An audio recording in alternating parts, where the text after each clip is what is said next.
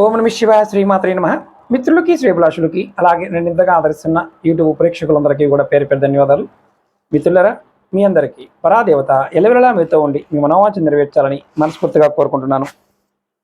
మీ అందరికీ ఈ శ్రావణ మాసంలో వచ్చే మంగళవారం నాడు చెయ్యవలసిన తేలికైన శక్తివంతమైన పూజ పరిహారాలు మీకు తెలియజేస్తాను. మీకు ఎవరికైనా సరే ధనలాభం కలగాలన్నా, అప్పుల నుండి విముక్తి కలగాలన్నా, శారీరక ఆరోగ్యాన్ని అలాగే లక్ష్మీదేవి అనుగ్రహాన్ని పొందాలన్నా ఈ శ్రావణ మంగళవారం రోజున పార్వతీదేవికి, ఆంజనేయ స్వామికి, సుబ్రహ్మణ్య స్వామికి ఇష్టమైన రోజు కాబట్టి ఈ ముగ్గురు దేవతలని మీరు ఆరాధించిన అద్భుతమైన ఫలితం పొందుతారు. ఇప్పుడు మనం ధనము, సంపద, ఆరోగ్యం ఇంట్లోనే ఉండి చేసుకోదగిన కొన్ని స్వాతికమైన పరిహారాలు, అలాగే తాంత్రిక అంటే తంత్రశాస్త్రంలో ఉన్న కొన్ని పరిహారాలను మీకు నేను ఈ వీడియోలో సులభమైన పరిహారాలని తెలియచేస్తాను. అలాగే మీకు ఈ వీడియో నచ్చినట్లయితే లైక్ చేయండి, ఛానల్ని కొత్తగా చూస్తున్న మిత్రులు సబ్స్క్రైబ్ చేసుకోండి, పక్కనే ఉన్న గంట సింబల్ని యాక్టివేట్ చేసుకోండి, ఆల్ అనే బటన్ యాక్టివేట్ చేసుకోండి. మీకు నేను చేసే ప్రతి వీడియో కూడా మీకు నోటిఫికేషన్ వస్తుంది. అలాగే ముఖ్యంగా వీడియోలు మీకు నా వీడియోలు మీకు నోటిఫికేషన్ రాకపోతే మన వీడియో డిస్క్రిప్షన్లో మన ఫేస్బుక్ లింక్ ఇచ్చాను, అలాగే వాట్సాప్ గ్రూప్ లింక్ ఇచ్చాను, మన ఇతర ఛానల్ లింక్స్ కూడా ఇచ్చాను. వాటిలో కూడా జాయిన్ కావచ్చు. అంటే ట్విట్టర్, ఇన్స్టా వీటి లింక్లు కూడా ఇచ్చాను.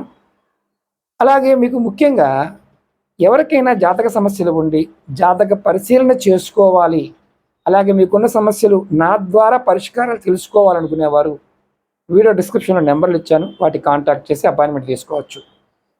9445936655 ఈ నెంబర్కి కూడా కాంటాక్ట్ చేసి మీరు అపాయింట్మెంట్ తీసుకోవచ్చు. మళ్ళీ చెప్తున్నాను, మన వీడియోలకు సంబంధించి కాంటాక్ట్ నెంబర్లు మన వీడియో డిస్క్రిప్షన్లోనే ఉంటాయి. నా వీడియో ఉండి వేరే నెంబర్లతో ఎవరైనా మీకు జ్యోతిష్యం చెప్తాను అని ఉంటే అది నమ్మవద్దు, ఇది గుర్తుంచుకోండి.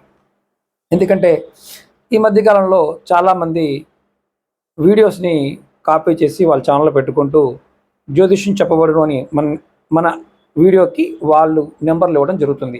కాబట్టి జాగ్రత్త. ఎందుకంటే నేను చెప్పినవి మన వీడియో డిస్క్రిప్షన్లో మాత్రమే ఉంటాయి. అది కూడా 9440593655 ఈ నెంబర్ని మీరు గుర్తుంచుకోండి. ఎందుకంటే చాలామంది తెలివిగా ఈ మధ్యకాలంలో పెడుతూ ఉన్నారు. ఇప్పుడు మనం వీడియోలోకి వెళ్దాం. మీకు ధన సంపద పెరగడానికి ఏ పరిహారాలు చేయాలి ఈ శ్రావణ మంగళవారం నాడు అంటే లక్ష్మీ కటాక్షం కోసం ఒక ఉప్పుతో ఈ తాంత్రిక పరిహారం చాలా తేలికైంది. మంగళవారం సాయంత్రం ఒక మట్టి ప్రమిద తీసుకోండి. అంటే మట్టి ప్రమిద లేకపోతే కనుక మీ ఇంట్లో ఒక చిన్న గాజు గిన్నె తీసుకోండి. అందులో దాని నిండా కల్లుప్పు అంటే సముద్ర ఉప్పు, దొడ్డుప్పు, రాతి ఉప్పు అంటాం కదా, అది నింపండి. దానిపైన ఒక రూపాయి బిళ్ళ ఉంచండి. ఈ ఉప్పు నింపిన ప్రమిద కానీ లేకపోతే ఈ గాజు బౌల్ కానీ లక్ష్మీదేవి పటం ముందు పెట్టండి. మరుసటి రోజు అంటే బుధవారం నాడు ఈ ఉప్పుని నీటిలో కలిపివేసి ఈ కాయిన్ని బీరువాలో దాచుకోండి. ఈ ఉప్పుని నీళ్ళలో కలపమన్నారు కదా, నది, కాలువ, సముద్రం ఇలాంటివి ఏమీ లేవన్నప్పుడు మీరు షింక్లోనే, మీరు అంట్లు కడుగుతారు కదా, సామాన్లు కడిగే షింక్లోనే ఈ ఉప్పు నీళ్ళు కడిగేసి దాంట్లో వదిలేయండి. ఆ కాయిన్ ఏదైతే ఉందో ఆ కాయిన్ మీరు మీ బీరువాలో దాచుకోండి. దీనివల్ల ఇంటిలో ఉన్న నకారాత్మక శక్తి అంటే నెగిటివ్ ఎనర్జీ అంటాం దీన్ని, తొలగిపోయి లక్ష్మీదేవి స్థిరత్వం మీకు కలుగుతుంది. అంటే అమ్మవారు స్థిరంగా ఉండడానికి ఒక మార్గాన్ని చూపిస్తారు. అలాగే రెండో ఉపాయం ఏంటంటే దీనికి కావాల్సింది ఎర్రటి క్లాత్ కావాలి, గోమతి చక్రాలు కావాలి, లేదంటే లక్ష్మీ గవ్వలు కూడా కావాలి. మీరు ఏం చేస్తారంటే మంగళవారం నాడు అంటే శ్రావణ మంగళవారం అంటే ఈ ఉపాయాన్ని శ్రావణ మాసంలో మంగళవారం నాడు చేస్తే మంచిది, అది గుర్తుంచుకోండి. ఒక ఎర్రటి పట్టు వస్త్రం తీసుకోండి. మనకి ఈ పట్టు వస్త్రం ఎక్కడ దొరుకుతుంది గురువుగారు అడుగుతారు. పూజా వస్తువులు అమ్మే షాపుల్లో, క్లాత్స్లో కూడా మనకి జాకెట్ ముక్కలు, పట్టు జాకెట్ ముక్కలు దొరుకుతాయి. పట్టు వస్త్రం, మామూలు జాకెట్ ముక్క కాదు, పట్టు వస్త్రం ఎర్రటిది తీసుకొని దానిలో 5 గోమతి చక్రాలు, 5 లక్ష్మీ గవ్వలు, కొంచెం పచ్చకర్పూరం. మళ్ళీ ఒకసారి చెప్తాను. 5 లక్ష్మీ గవ్వలు, 5 గోమతి చక్రాలు, కొంచెం పచ్చకర్పూరం వేసి మూట కట్టండి. తర్వాత ఈ మూటకి ధూపం చూపించి, అంటే సాంబ్రాణి పుల్ల వెలిగించి ధూపం చూపించి, ధనలక్ష్మి పూజ అంటే మీరు అమ్మవారి నామాన్ని ఓం ధనలక్ష్మియే నమః అనే నామాన్ని 108 సార్లు అనుకొని మీరు మీ పూజా గదిలో అమ్మవారి పటం ఉంటే కనుక అక్కడ పెట్టి ఈ నామాలు అనుకున్న తర్వాత ఈ మూటని తీసుకువెళ్ళి మీ లాకర్లో పెట్టండి. లేదా మీరు వ్యాపారం చేస్తున్న వారైతే కనుక ఈ మూటని మీ డెస్క్లో, ఏదో మన డబ్బులు పెట్టుకునే డెస్క్లో పెట్టండి. దానిలో మీకు వ్యాపారంలో లాభాలు వస్తాయి. ఇప్పుడు చాలా ముఖ్యమైనది ఈ కాలంలో అప్పు. అంటే అప్పులు తీరాలి, అప్పులు చేసాం, అప్పులు తీరటం లేదు. దానికి ఈ రుణముక్తి కోసం ఈ పరిహారం. మంగళవారం నాడు మీరు ఆంజనేయ స్వామి గుడికి వెళ్ళండి. అక్కడ కూర్చొని రుణమోచక మంగళ స్తోత్రం అని ఉంటుంది. మీరు నెట్లో కొట్టినా వస్తుంది, రుణమోచక మంగళ స్తోత్రం. ఈ స్తోత్రాన్ని పఠించండి. స్వామివారికి ఎర్రటి రంగు బూందీ లడ్డూని నైవేద్యంకి పెట్టండి. పెట్టిన నైవేద్యాన్ని తర్వాత అక్కడ పేదలకు పంచడం వల్ల మీకు త్వరగా అప్పుల బాధ నుండి విముక్తి కలుగుతుంది. ఇది ఈ మంగళవారమే, అంటే మామూలుగా శ్రావణ మాసం మంగళవారం చేయవచ్చు, మిగతా మంగళవారాల్లో కూడా ఈ పరిహారాన్ని కంటిన్యూ చేయవచ్చు. ఇది అప్పులు తీరడానికి, ఇది ఆర్థికంగా మీకు ఇబ్బందుల నుంచి బయటపడేస్తుంది. ఇప్పుడు చాలా ముఖ్యమైనది ఆరోగ్యం. సంపూర్ణ ఆరోగ్యం కోసం ఏ పరిహారాలు చేయాలో చెప్తాను. మనకి ఆరోగ్యాన్ని ఇచ్చే భగవంతుడు సుబ్రహ్మణ్యేశ్వరుడు. మీ జాతకంలో కుజదోషం వల్ల కానీ మీకు వచ్చే ఇబ్బందులు కొన్ని ఉంటాయి. అందులో రక్తానికి సంబంధించి, కడుపుకు సంబంధించిన అనారోగ్య సమస్యలు ఉన్నవారు శ్రావణ మంగళవారం నాడు సుబ్రహ్మణ్యేశ్వర స్వామికి ఎర్ర చందనాన్ని లేదా కుంకుమతో అభిషేకం చేయాలి. గురువుగారు నేను గుడికి వెళ్ళలేను అంటే మీ దగ్గర ఏదైనా పటం ఉన్నా సరే, చిన్న విగ్రహం ఉన్నా సరే మీరు అభిషేకం చేయండి. దానివల్ల మీకు ఆరోగ్యం కుదురుపడుతుంది. ముఖ్యంగా ఈ అనారోగ్యానికి ఇంకొక బలమైన కారణం ఉంది, అది కనుదిష్టి. ఇంట్లో ఎవరైనా సరే తరచుగా అనారోగ్యంతో బాధపడుతూ ఉంటే ఒక పచ్చని, అంటే పసుపచ్చని కాదు, పచ్చని నిమ్మకాయ తీసుకొని వారి తల చుట్టూ 3 సార్లు క్లాక్ వైజ్గా, అలాగే 3 సార్లు యాంటీ క్లాక్ వైజ్గా, ఎడమ నుంచి కుడికి, కుడి నుంచి ఎడమకి 3 సార్లు ఎడమ నుంచి కుడికి, 3 సార్లు కుడి నుంచి ఎడమకి తల చుట్టూ తిప్పి ఆ నిమ్మకాయని 4 ముక్కలుగా కోసి ఎవరూ తొక్కని చోట, లేదా 4 రోడ్లు క్రాస్ ఉంటుంది, చౌరస్తా అంటాం, అక్కడ కానీ ఈ 4 ముక్కలను తీసుకెళ్ళి 4 వైపులా విసిరేయండి. దీనివల్ల ఎవరైతే ఈ దృష్టి దోషంతో బాధపడుతూ అనారోగ్యం తగిలిందో వారికి ఆరోగ్యం మెరుగుపడుతుంది. అలాగే ఇంకొక పరిహారం ఏంటంటే, ఇది రాగి చెంబుతో చేయవలసిన పరిహారం. మంగళవారం రాత్రి మీరు పడుకునే ముందు ఒక రాగి చెంబులో నీళ్లు పోసి, మీ ఇంట్లో పాతదైనా పర్వాలేదు, కొత్తది అవసరం లేదు, దానిలో ఒక రూపాయి నాణ్యం వేసి మీ తల వైపు ఉంచుకోండి. అంటే తల వైపు వెనక భాగం ఉంచండి. బుధవారం ఉదయం నిద్ర లేచాక ఈ నీటిని ఏదైనా ఒక మొక్క మొదట్లో పోసి, అది బయటైనా పోయండి, ఇంట్లో తులసి మొక్క మొదట్లో పోయకండి. ఈ నాణ్యాన్ని ఒక పేదవారికి దానం చేయండి. ఇందులో మీరు రూపాయి వేయొచ్చా, 5 రూపాయలు వేయొచ్చా, 10 రూపాయలు వేయొచ్చు, అంటే ఏ నాణ్యమైనా వేయచ్చు, 20 రూపాయల నాణ్యం కూడా వేయచ్చు. ఈ నీరు మాత్రం ఏదైనా మొక్క మొదల్లో పోయాలి, అవకాశం లేకపోతే చేయకండి.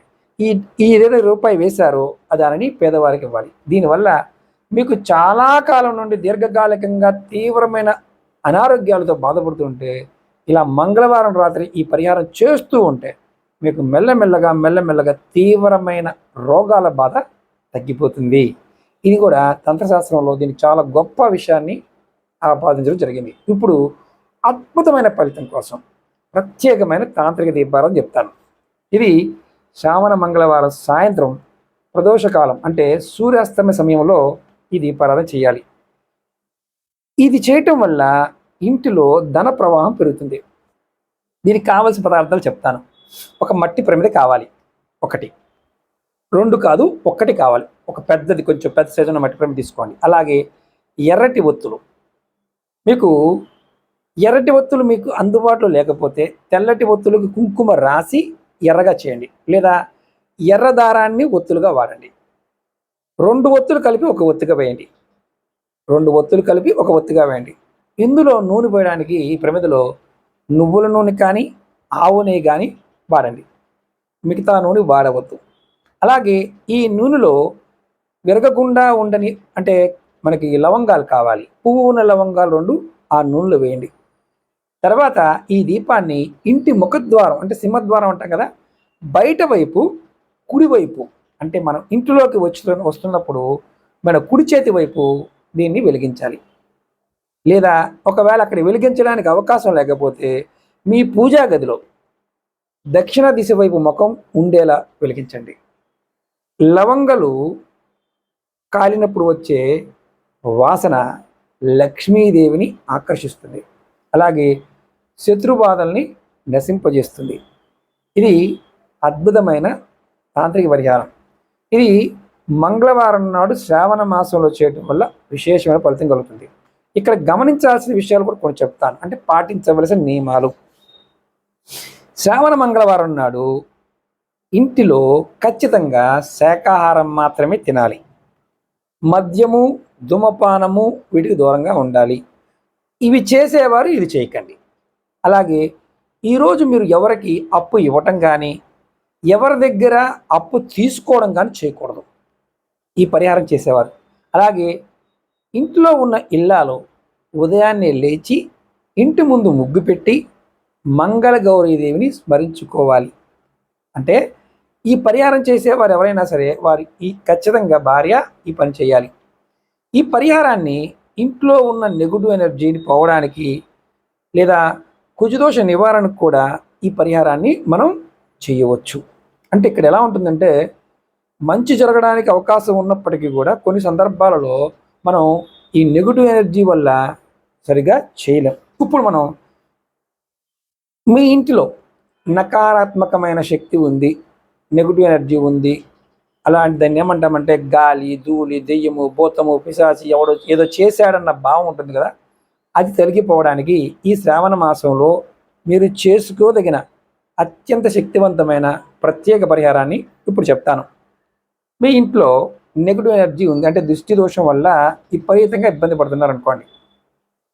దానివల్ల ఏం జరుగుతుంది, మీ ఇంట్లో అనవసరమైన గొడవలు వస్తుంటాయి, మానసిక అశాంతి వస్తుంటుంది, ఎప్పుడు అలసటగా అనిపిస్తుంది.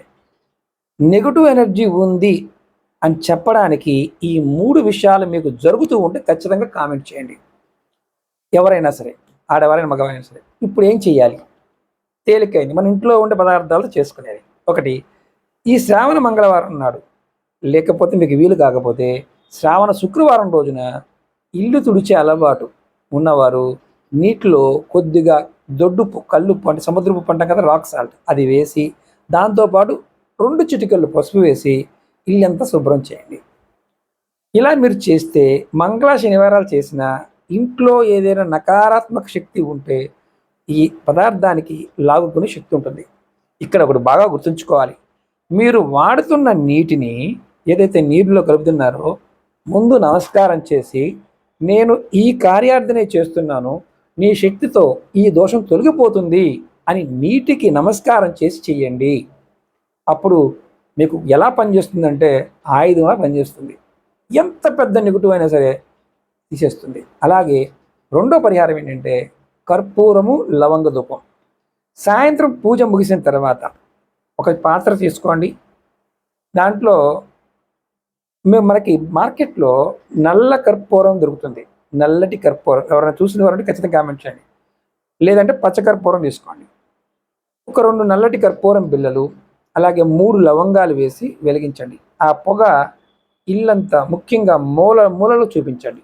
దీనివల్ల ఇంట్లో ఉన్న చెడు శక్తులు, కనుదృష్టికి సంబంధించిన శక్తులు ఏదైనా దాగి ఉన్నా అవి తొలగిపోయి ముందు మనసు ప్రశాంతంగా ఉంటుంది. ఈ ప్రశాంతత కోసమే మనం ఈ పరిహారం చేయాలి. అలాగే మూడవది ఇంకా తేలికైంది, ఇది కలబంద పరిహారం. దీన్ని మనం అలవేరా అంటాం కదా, ఒక చిన్న కలబంద మొక్కని వేళ్ళతో సహా తెచ్చి దానికి కుంకుమ పసుపు రాసి ఇంటి సింహద్వారం ప్రధాన తలుపు ఉంది కదా, పైన వేలాడదీయండి. ఇది ఇంటికి దిష్టి తగలకుండా రక్షిస్తుంది. ఇది కూడా శ్రావణ మంగళవారం నాడు ఉదయం నుంచి సాయంత్రం వరకు ఎప్పుడైనా చేయొచ్చు. ఇవి చేయటం వల్ల నెగటివ్ ఎనర్జీ తగ్గిపోతుంది. ఇందులో మీరు ఏ ఒక్క పరిహారం చేసినా దాని ఫలితాన్ని పొందుతారు. మీకు అవకాశాన్ని బట్టి చేయండి. ఇప్పుడు మనం చాలామంది ప్రత్యేకంగా పెళ్లి పాయింట్ ఆఫ్ వ్యూలోను కుజదోష ప్రభావం వల్ల ఇబ్బంది పడేవారికి ఒక ప్రత్యేక పరిహారం చెప్తారు. మీకు జాతకం చూయించుకున్నారు, మీకు కుజదోషం ఉందని చెప్పారు, మీరు చాలా పూజలు చేశారు, కానీ పెళ్ళి ఆలస్యం అవుతుంది. పెళ్ళైన తర్వాత భార్యాభర్తల మధ్య గొడవలు వస్తూ ఉన్నాయి, బాగా వస్తున్నాయి, మూడో వ్యక్తుల వల్ల వస్తున్నాయి. ఇది కుజదోషం వల్ల కూడా వస్తుంది. అలాంటప్పుడు శ్రావణ మంగళవారం నాడు ఈ పరిహారాలని చేసి చూడండి. మీకు కుజుడి నుంచి వచ్చే అశుభ ఫలితాలు ప్రభావం తగ్గుతుంది, పూర్తిగా తొలగవు, తగ్గుతుంది. ఏం చేయాలి? మొట్టమొదటిగా మీరు సుబ్రహ్మణ్య స్వామిని కానీ లేదా ఆంజనేయ స్వామిని ఆరాధన. ఎందుకంటే కుజుడికి అధిపతి సుబ్రహ్మణ్య స్వామి. అలాగే ఆంజనేయ స్వామి కూడా మీరు ఆరాధించడం వల్ల మంచి ఫలితాలు పొందుతారు. ఏం చేయాలి? మీరు దగ్గరలో ఎక్కడైనా సరే సుబ్రహ్మణ్య స్వామి గుడి ఉన్నా లేదంటే ఆంజనేయ స్వామి టెంపుల్ ఉన్నా మీరు స్వామివారికి ఎర్రటి పువ్వులతో పూజ చేయండి. వీలైతే హనుమాన్ చాలీసా కానీ సుబ్రహ్మణ్య కరావలంబ స్తోత్రం, సుబ్రహ్మణ్య కరావలంబ స్తోత్రం ఇది పఠించండి.